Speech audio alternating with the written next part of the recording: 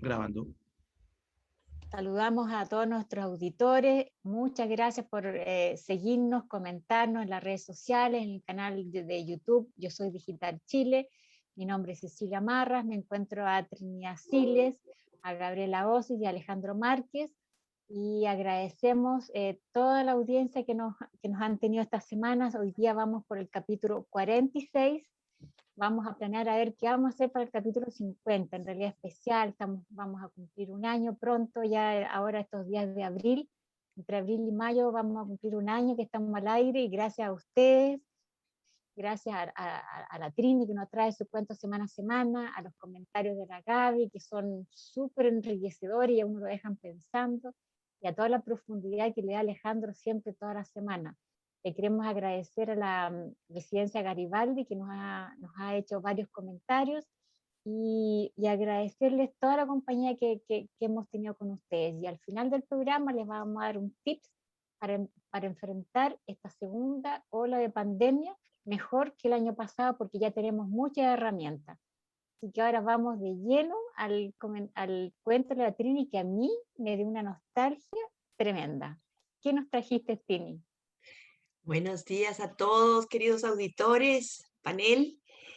Efectivamente, hoy día me puse un poco ambiciosa, debo reconocerles, y recordé un cuento que me ha gustado mucho siempre, y por lo mismo el desafío de hoy es gigantesco, porque se trata de un cuento de un autor contemporáneo, alemán, muy alemán, un hombre que nació en 1944 y como buen hijo de la segunda generación alemana, como lo nombra él, porque se refiere a la primera generación, la que vivió la posguerra. Esta segunda generación es la que ha tenido que intervenir un poco con sus padres para que les revelen un poco mejor la posguerra, la culpa ante el holocausto y tratar de entender o de interpretar mejor los sentimientos de la primera generación alemana que todavía vive con la culpa muy adentro, pero como tal les cuesta mucho hablar de los temas, sobre todo de lo que ha significado el holocausto en la historia alemana. Es un autor espectacular. Lo pueden recordar ustedes a través, sobre todo, de una película que le reafirmó un poco la fama en el mundo, que es El Lector. Estamos hablando de Bernhard Schlink, un autor alemán, como les decía, un autor de 77 años hoy día. Un autor que es juez, estudió derecho y se dedicó al derecho penal, pero que ha sabido ubicarle en su vida también un espacio muy importante a la literatura. Es un gran escritor. Como les decía, tiene el cuento, la novela famosa del Lector, que se la recomiendo de todas maneras. La película ha retratado también muy bien el libro, pero tiene una colección de cuentos que son espectaculares. Y de uno de ellos extraje entonces el cuento que nos convoca hoy día, que es Johann Sebastian Bach en Rügen. Es un cuento ambicioso y espero poder sobrevolar párrafos. Es un cuento largo, si pueden leerlo entero se los recomiendo porque obviamente que dice mucho más. Pero voy a empezar y pedirles mucha paciencia y atención porque la verdad que vale la pena. Voy entonces. Johann Sebastian Bach en Rügen. Su padre era un viejo gruñón. Los ojos se le llenaron de lágrimas y la película tenía un happy end. Era algo que le ocurría cada vez más a menudo. Se le encogía el corazón. Le habría gustado llorar no solo en el cine con los finales felices, sino también cuando le embargaba la tristeza por el fracaso de su matrimonio, cuando la muerte de su mejor amigo o simplemente por la pérdida de ilusiones y los sueños de la vida. La última vez que habría podido llorar a lágrima viva fue cuando tuvo con su padre la típica discusión política que por entonces era tan frecuente entre las generaciones y en la que los padres veían amenazado todo aquello por lo que habían vivido y los hijos encontraban que todo lo que quería hacer de otro modo o de una manera mejor estaba prohibido. Él comprendía y respetaba el dolor de su padre por la pérdida de ese mundo amado y familiar, y solo pretendía que su padre comprendiese y respetase del mismo modo su deseo de un mundo nuevo. Pero su padre le tachó de desconsiderado, insolente, hasta que le entraron ganas de llorar. ¿Le habría apoyado su padre si hubiera perdido su puesto de trabajo a causa de su compromiso político? Le asombró lo animadas que estaban las calles mientras caminaba. Padres e hijos veía por todas partes juntos y esto lo ponía sentimental. Volvió a pensar en ello cuando se estaba tomando un vaso de vino. Vio sentados un padre y un hijo en amigable y animada charla. Sintió envidia, rabia y amargura. Llamó a sus padres, contestó su madre. Entonces le preguntó, ¿qué te parece si invito a padre a un viajecito? Él sabía que pocas cosas había que ella deseara más que una mejor relación entre los hijos y el padre. En septiembre hay un pequeño festival de música de Bach en Rügen y he pensado en pasar 2 o 3 días allí con papá. ¡Qué idea tan bonita!, le dijo ella. Un jueves de septiembre fue a buscarlo. El viaje se hacía. Se trataba de las suites francesas, de los conciertos de Brandenburgo y el concierto italiano. Se había preparado había preparado lo que quería preguntarle durante el viaje sobre su niñez, su juventud, los estudios, los comienzos profesionales. Y se enteró de que a los 3 años su padre había recibido un traje de marinero como regalo de Navidad. Le preguntó por las alegrías y las penas en el colegio. Habló de los duros ejercicios de la clase de gimnasia. Su padre también le relató la historia nacional y las dificultades que había tenido con las redacciones en su juventud. Le habló de las borracheras de los amigos, de los miembros de las hermandades estudiantiles. Nada de eso sabía. Le habló de los catedráticos, de todo aquello que finalmente acabó fatigándolo. En el camino se quedó dormido. No podía recordar el hijo haber jugado con sus padres en la cama o haberse despertado con ellos. Se iban de vacaciones solos. Se preguntó si enfrentaría al cuerpo de su padre con una actitud más cariñosa, si las muestras de afecto hubieran sido habituales entre ellos, pero no. Le irritaba aquel sueño profundo en el que estaba su padre. De pronto él le dijo, he soñado con tu hermana cuando ella era pequeña. Su hermana era hija de la primera mujer de su padre. La segunda mujer era la madre de los 2 varones y se había convertido en madre de la hermana también. Se había preguntado si el cariño especial que su padre demostraba por esa niña no sería la continuación del amor que le había inspirado su primera mujer. ¿Cómo era tu primera mujer? El padre no contestó al principio. Al final dijo, bueno, no era muy diferente a mamá. Durante el viaje le preguntó, le preguntó por sus estudios. ¿Por qué, papá, no tuviste que ir a la guerra? ¿Cuál fue la razón para que perdieras tu puesto de juez? ¿Te gustaba ser abogado? El puesto de juez lo perdí por asesorar jurídicamente a la Iglesia de la Confesión. Me hice abogado y seguí asesorando a la Iglesia. ¿Y cómo he leído mi artículo de 1945? Era la primera pregunta que me hacía. Quise escribir sobre el miedo. No me he decidido a hacerlo finalmente. El padre le habló de Bach y de Mendelssohn. Sabía muchísimo. Hablaba animadamente, disfrutando de sus conocimientos. Oyeron finalmente el concierto allá en Rügen. Le parecía, sin embargo, al regreso, estar escuchando un monólogo cuando se refería al tema. Entraron a comer y allí conversaron un poquito más. ¿De dónde viene la pasión tuya por Bach? Vaya pregunta, le respondió él. El padre volvía a estar erguido.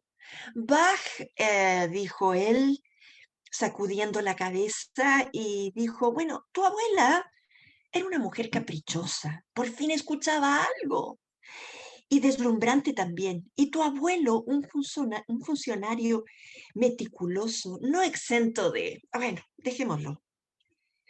¿Por qué no podía su padre hablar sobre los suyos?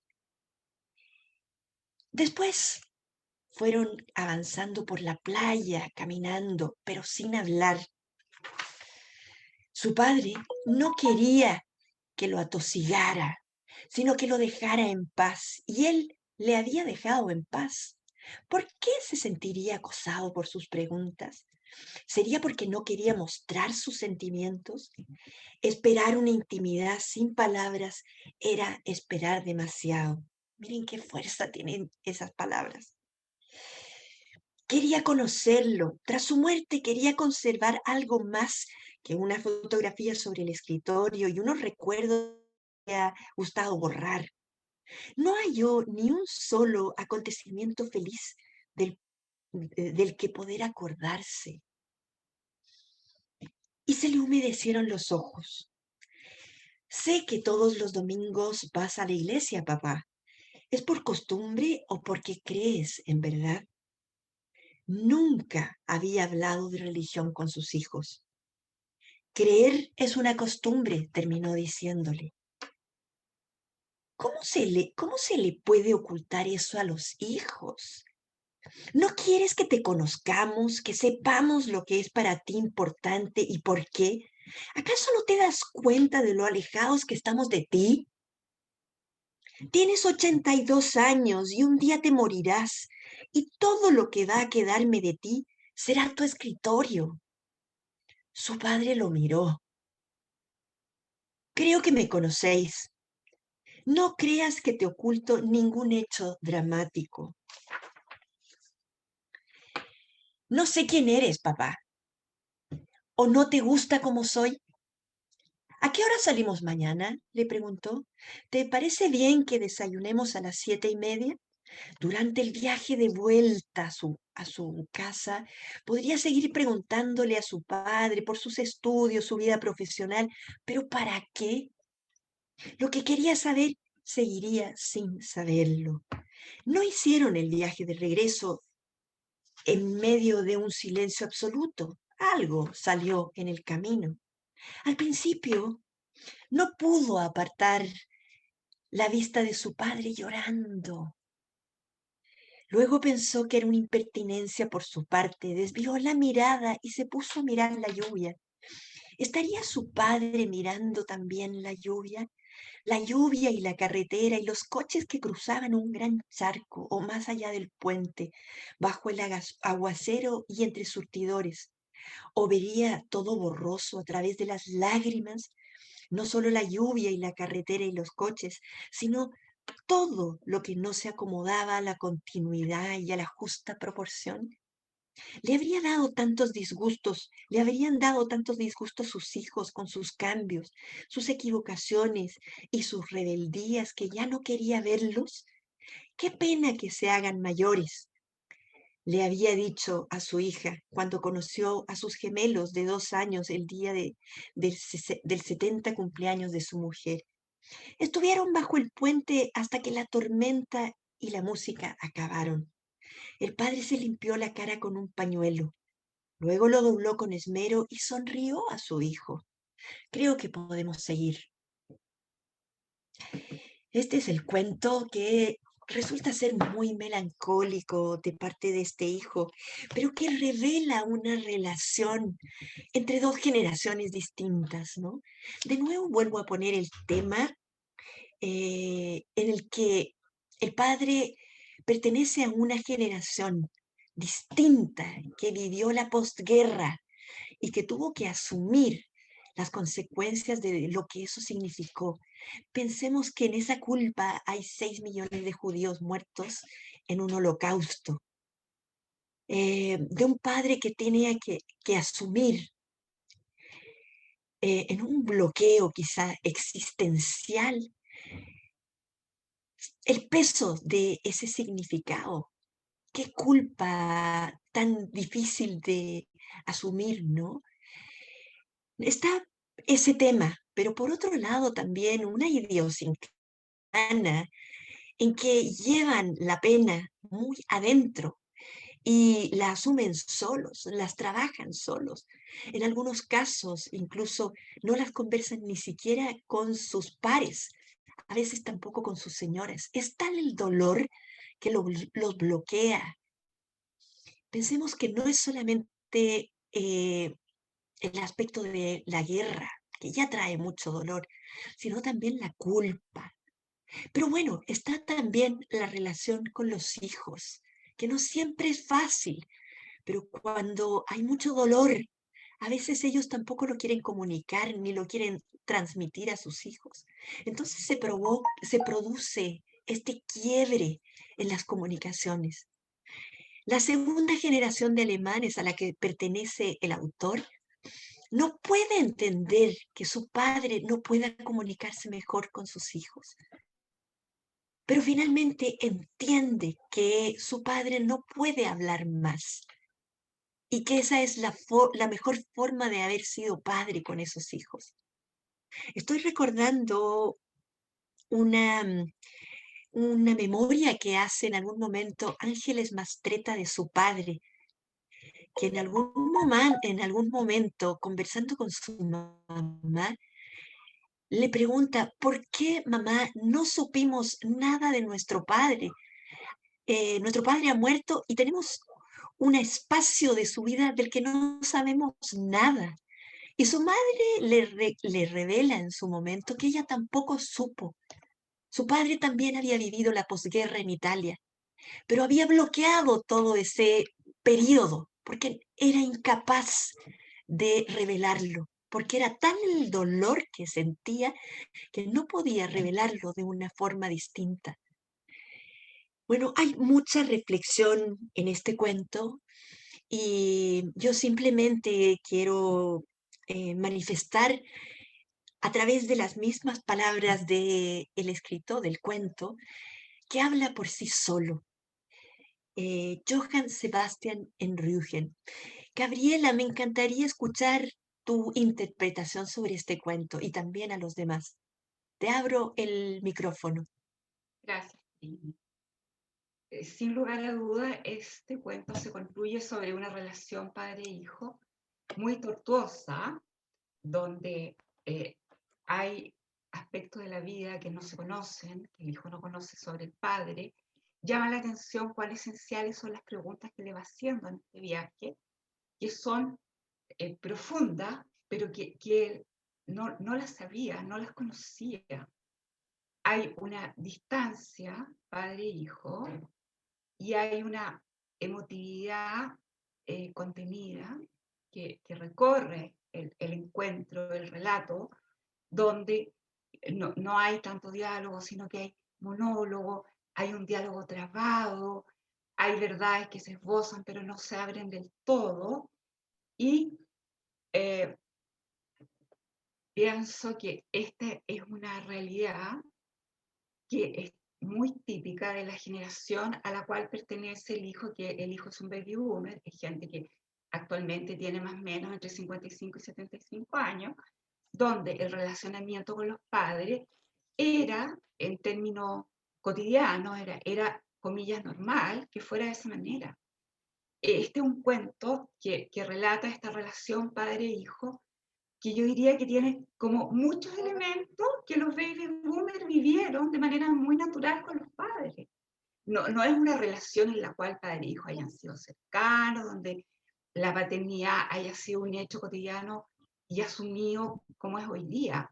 Este cuento probablemente no podría haber surgido en otras generaciones, que no hubiera sido esta de los baby boomers.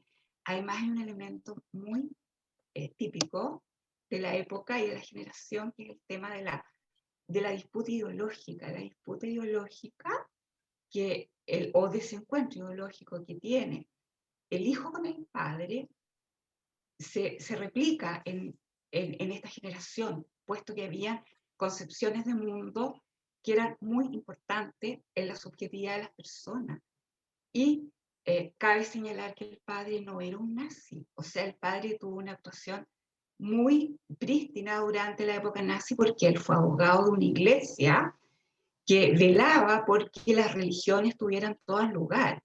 Y de ahí él se enemistó con los nazis. Por lo tanto, no es que el padre hubiera tenido una actuación mala y el hijo se la reprochara, sino que el hijo lo que le reprocha al padre es que en algún minuto fue muy conciliador con los nazis, ¿ya? En este artículo que decía la Trini. Por lo tanto, este desencuentro y este pelear por razones ideológicas y el alejarse por razones ideológicas es muy baby boomer.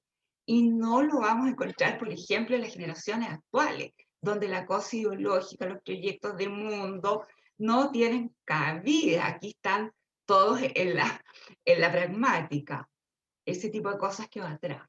Ahora, como decía Trini, es un cuento muy alemán en cuanto a las polaridades, donde está por una parte todo este desencuentro que tampoco es dramático, aquí tampoco hay violencia, tampoco hay ningún hecho como hemos visto en los cuentos pasados, sino que sencillamente eran gente tremendamente culta y refinada. Imagínate que el hijo lo invita a esta ciudad báltica, una ciudad y un paisaje con una naturaleza muy dura, a este festival de Bach.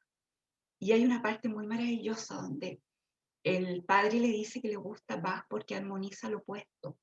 Y esto es muy alemán, esto de pensar en términos en contrario para, si el tema se resuelve felizmente, se hace una síntesis entre estos opuestos. Y en este sentido, la sensibilidad con la música está uniendo padre e hijo, ¿no? Y por otra parte, el final, cuando el padre le dice, ahora podemos seguir, es un final tan maravilloso, tan simple y tan cierto. ¿Qué podemos hacer frente al desencuentro? ¿Qué podemos hacer frente a las dificultades, frente a la pandemia que estamos viviendo? Simplemente seguir adelante. Entonces, es un cuento muy lindo, muy, muy especial. Bien, con esto cierro mi comentario en este minuto. Gracias, Gaby. Me encantan tus comentarios porque tú conoces bastante a los baby boomers. En realidad te dedicas harto a eso.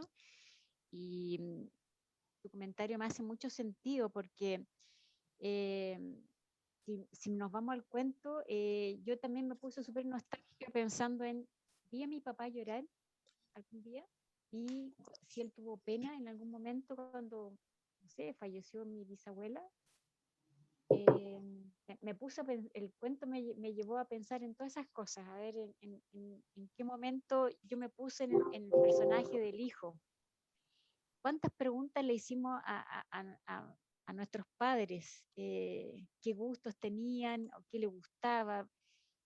Y el cuento me encantó cuando él le llama a la mamá y le dice, mamá, ¿qué te parece que invite al papá a un viaje?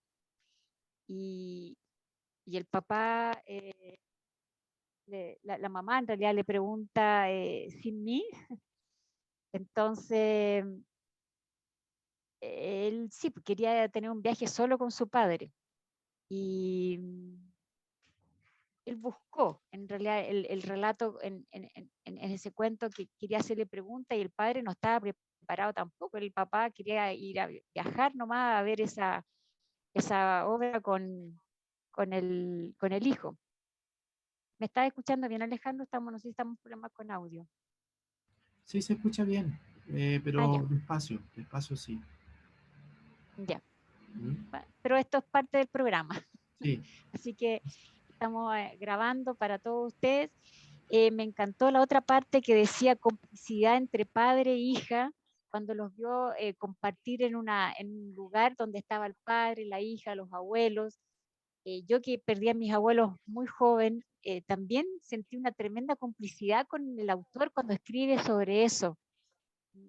Yo veo a los abuelos en las casas, en las plazas, y añoro eso. Por eso este cuento me sentí tan identificada a ver a las familias, porque mi papá está en Puerto Vara, mi mamá ya partió, y mis abuelos también. Entonces veo eso y el cuento me encantó porque me sentí totalmente identificada.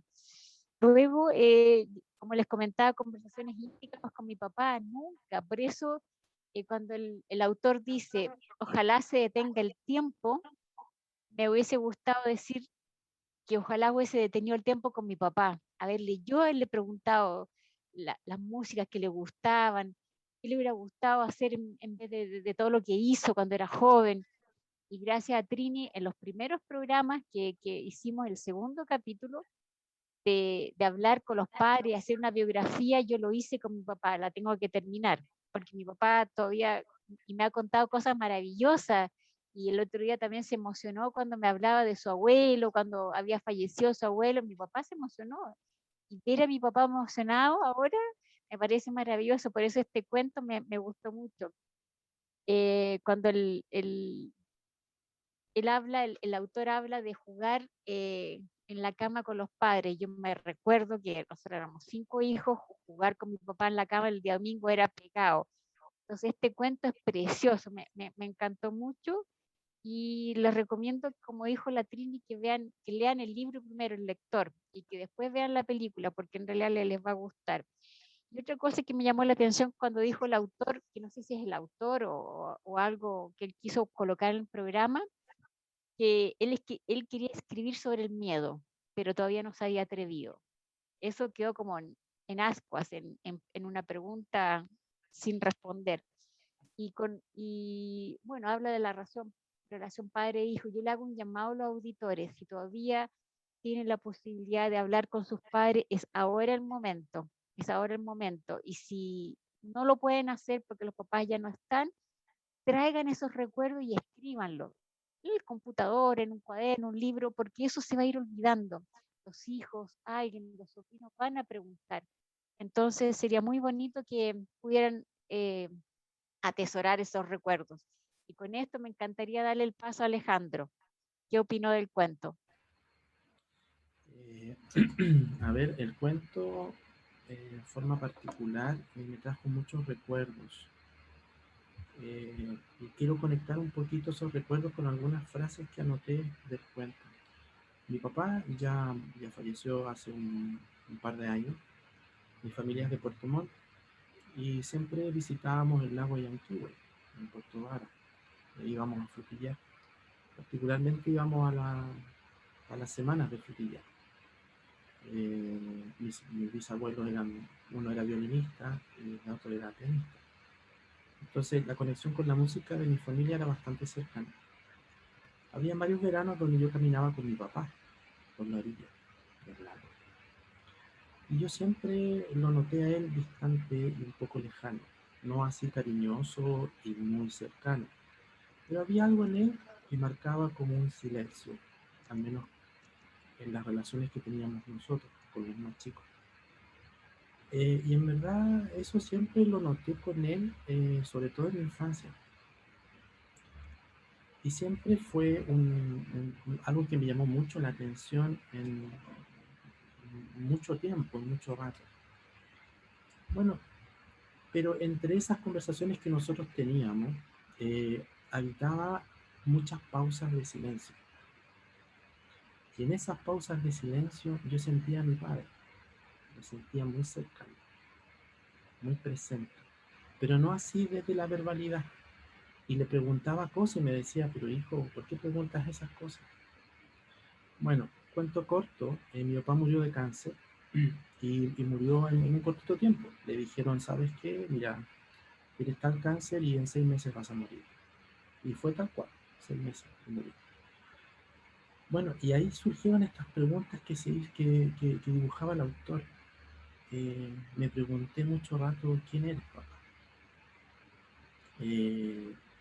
Muchas veces no pude apartar la vista de él cuando lo veía con la mirada lejana, cuando sabía que él se iba a morir, por ejemplo. Muchas veces me cuestioné también y me pregunté, ¿qué va a quedar de él en mí? Y en ese contexto compartimos espacios muy lindos desde las conversaciones, pero entrañablemente desde el silencio. Había una complicidad con él. Yo tenía claro que somos generaciones muy distintas. Y eso también me hace mucho sentido con lo que tú dices, Trini. Las generaciones igual marcan, y obviamente que uno no conversa mucho con estas generaciones.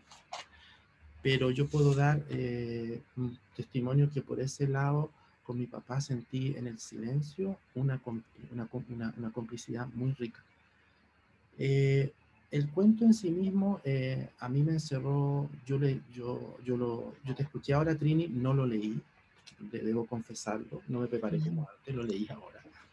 Y realmente me llegó bastante en este ámbito, en este tema de que en qué conexión tengo yo con mi papá y ahora con mi madre.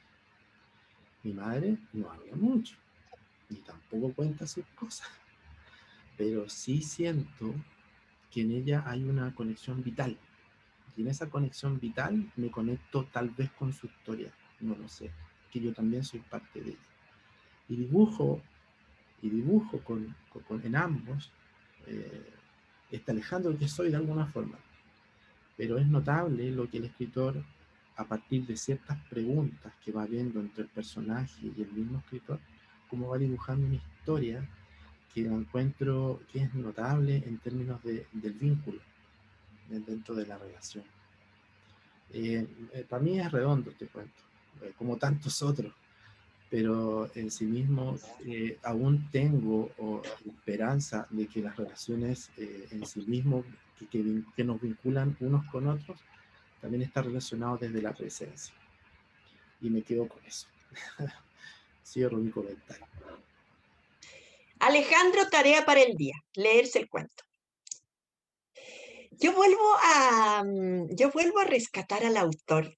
Tengo la impresión de que esta carta es algo autobiográfica. El padre del autor, de Bernhard Schlink, era teólogo. Lo más posible es que la relación haya sido tal cual. Entonces, tiene más sentido aún y más fuerza, quizás, el mismo cuento, ¿no? Él lo formaliza en un cuento. Ahora hay otros detalles. El autor, como les decía, fue juez en Alemania. Hoy día se dedica a viajar mucho, a dar conferencias, sigue escribiendo, tiene muchas novelas, pero como juez y como literato ha sabido caminar con mucho equilibrio entre estas dos fronteras, porque por un lado, como juez y como abogado penalista, tuvo que sancionar, pero por otro lado, como literato, tuvo que intervenir un poco en las conciencias de los personajes, tratar de interpretar sus sentimientos, empatizar con sus dolores. Y eso lo sabe manejar con una genialidad literaria espectacular. Y esto ustedes lo van a poder descubrir en el lector. Allí queda en manifiesto este aspecto que yo les digo. Pero él ha sabido equilibrar muy bien esa frontera. Y por eso mismo que es muy atractivo, porque tiene ese lado más racional y el otro sentimental. Entonces, fluctúa entre ambos. Bueno, hay otro aspecto que quiero también notificar. Si bien el aspecto de la culpa, de asumir la culpa en la Alemania posterior, es un tema, hay otro tema que también le da mucha importancia Bernhard Schlink, que es el reencuentro entre las dos Alemanias, la Alemania oriental y la occidental. Y en sus cuentos también aborda, y en las novelas, este tema con mucha experiencia y mucha sensibilidad, poniendo en el tapete situaciones trágicas, terribles, con las que tienen que seguir conviviendo los alemanes. Quizás nosotros que vivimos lejos no sabíamos de este autor, pero ¿quién mejor que él para revelarnos la Alemania actual y lo que a ellos les tocó vivir y les toca aún vivir, asumiendo, bueno, los cuestionamientos con la historia, ¿no? Y refiriéndome, finalmente, para terminar, y con esto me despido, y refiriéndome al libro, teniendo en cuenta cómo a cada uno le llegó la trama, no puedo dejar de considerar el sentido del llanto. Si ustedes cuando lo lean se van a dar cuenta que no solamente el hijo es el que es muy melancólico y llora con facilidad, cosa que me encanta. Y es tan aceptado hoy día porque es una manera de manifestar un sentimiento. Pero también el padre llora y de alguna manera a través del llanto los dos se reencuentran. Porque el padre, a pesar de la dificultad que tiene para expresar sus sentimientos y del bloqueo afectivo que tiene para decir lo que le ha pasado, porque, y más aún lo que le está pasando hoy día, bueno, él se da la licencia y se permite llorar delante del hijo.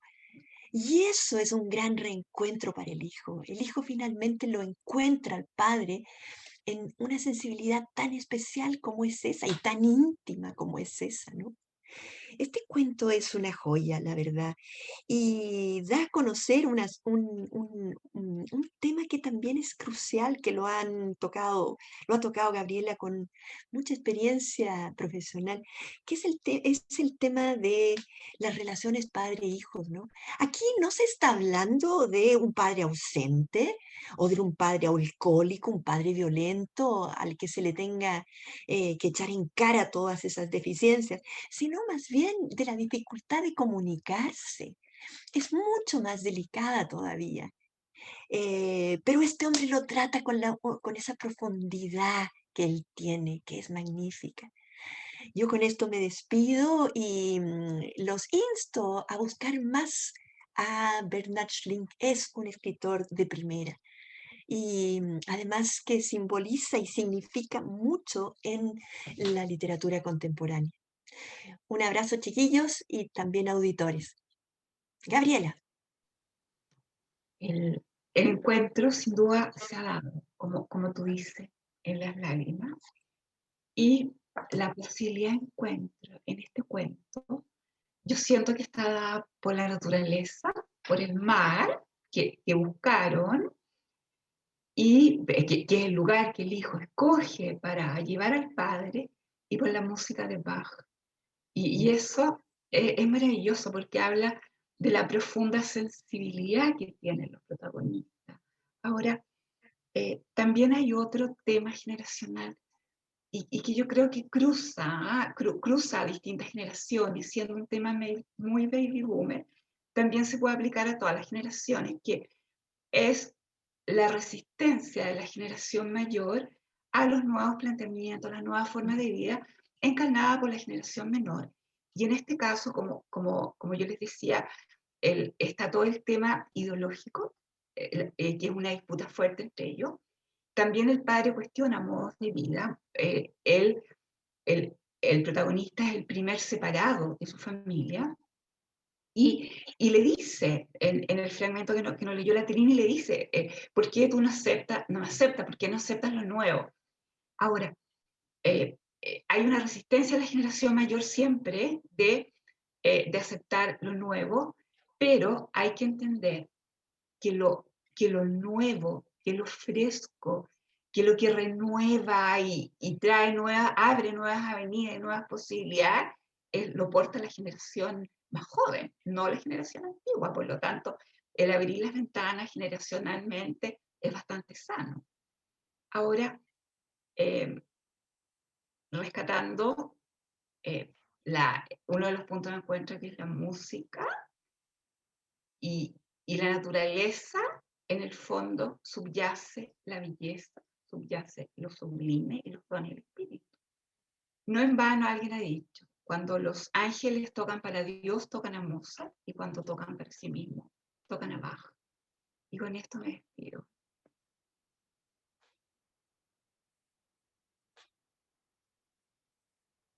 Alejandro, no te escucho. Dale nomás. Ah, ya. Me encantó lo que dijo la Trini del cuento recién y también lo que dijo Gaby. Y más que nada agradecer, este es un cuento maravilloso. Yo creo que voy a anotar todas las preguntas y voy a hablar con mi papá. Agradecer que todavía está conmigo y hoy día, ¿qué me conecta con mi papá? La era digital. Me llama para todas las cosas digitales porque con 87 años él quiere ser súper digital y lo es. Ve todo el teléfono, ve películas, conecta el teléfono al computador, al televisor, me llama por un montón de cosas. Yo tengo mi conexión, yo creo que él se siente conectado conmigo a través de lo digital, pero yo me siento conectado con él a través de la historia de él. Y comencé el año pasado a hacer una biografía en Zoom con él, que ahora la voy a editar y voy a continuar, voy a inspirar en este autor para las preguntas, porque, bueno, y ahí salen muchas más. En realidad no hay que, eh, uno puede decir, bueno, hay más preguntas, sí, me encantaría inspirarme en este autor y ojalá que todo lo podamos hacer. Y a las futuras generaciones atesoren a los papás que están con usted y vayan preguntándole cosas y después ustedes se van a acordar de todo lo que preguntaron. Y queremos cerrar el programa, Alejandro se va a despedir antes, y queremos también antes de cerrarlo, le vamos a dar un tips que Gaby les va a dar para enfrentar esta nueva ola de pandemia, para que rescaten cosas sumamente importantes y la Gaby les va a dar un tips, pero antes se va a despedir Alejandro. Bueno, bueno, muchas gracias a todas las personas que nos están escuchando. Hemos estado en contacto con la gente que nos ha ido siguiendo en el canal. Y a todos ellos, bueno, un abrazo grande. Muchas gracias por escucharnos y también dejarlos cordialmente invitados para hoy día martes a las 3 de la tarde hora Chile. Iniciamos un pequeño proyecto de poder digitalizar a las personas mayores de 50 y esperamos que ustedes nos acompañen y también podamos seguir conectándonos con los mayores, con nuestros padres, con nuestros abuelos, desde la digitalidad, para poder ser compañía también en un periodo que se viene difícil de encierro por este bicho que anda dando vueltas. Así que un abrazo a todos, alegría y no olvidar la distancia social. Acá, Ceci. Gaby, te damos la palabra para el mensaje del tips positivo. Oye, me vas a dar tú, bueno, lo doy yo. Tiene mucho que ver con el cuento, y es que estos días oscuros y en este tiempo de túnel que estamos viviendo, contactémonos con algo que para nosotros, para cada uno de nosotros, resulte sublime. Ejemplo, como la música, como lo hicieron los protagonistas. Ejemplo, la oración, ejemplo, la meditación, el arte, la naturaleza, lo que a ustedes les resuene, les haga hacer. Eso, un regalo de Yo Soy Digital Chile. Gracias, Gaby. Y los invitamos a escuchar los cuentos de la Trini, que hay 45 capítulos, hoy día es el 46. Hay música también en el canal Yo Soy Digital Chile, y con Alejandro vamos a hacer más adelante cursos de Word, de PowerPoint, para familiarizarnos y que ustedes puedan sacar el mejor provecho de esta época que tenemos que estar encerrados y, ¿por qué no?, rentabilizar estos nuevos conocimientos que nosotros les vamos a enseñar a través de nuestras redes para que estén súper atentos. Hasta la próxima semana, cuídense mucho y nos encontramos una vez más. Un abrazo.